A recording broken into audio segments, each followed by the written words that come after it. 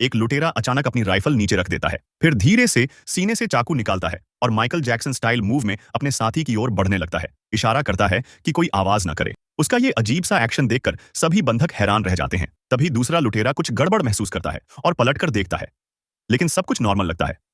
फिर सबकी आंखों के सामने पहली लुटेरा अपनी राइफल जमीन पर रखता है और चुपचाप अपने ही साथी की गर्दन पर चाकू तान देता है। अगले ही पल वो उसकी लाश को काउंटर पर टेक देता है और खुद जमीन पर ऐसे लेट जाता है जैसे उसे गोली लगी हो। बंधक और भी कंफ्यूज हो जाते हैं। इसी बीच तीसरा लुटेरा वॉशरूम से बाहर आता है और लोगों के डर से भरे चेहरे देखकर घबरा जाता है। जब वो काउंटर के पास पहुंचता है तो उसके दोनों साथी एकदम बेहोश पड़े होते हैं। वो घबराकर पहले काउंटर वाले साथी को हिलाता है, लेकिन उसे नहीं पता कि वो पहले ही 7 पैग मार चुका है। फिर नीचे लेटे साथी को चेक करता है, लेकिन उसे कोई चोट नहीं दिखती। वो झुककर दिल की धड़कन सुनने की कोशिश करता है। तभी नीचे लेटा आदमी आंखें खोलता है और धीरे से अपने दाएं हाथ में पकड़ा चाकू उठाता है। अगले ही पल वो दोनों लुटेरों को बड़ी सफाई से खत्म कर देता है।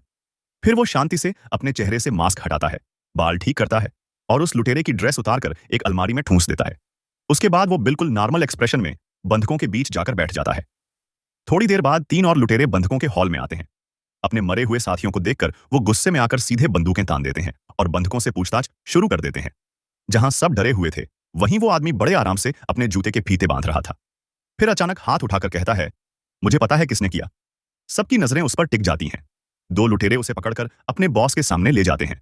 गैंग का लीडर उसे कहता है, अगर तुमने सीसीटीवी में असली कातिल को पहचान लिया तो जान बख्श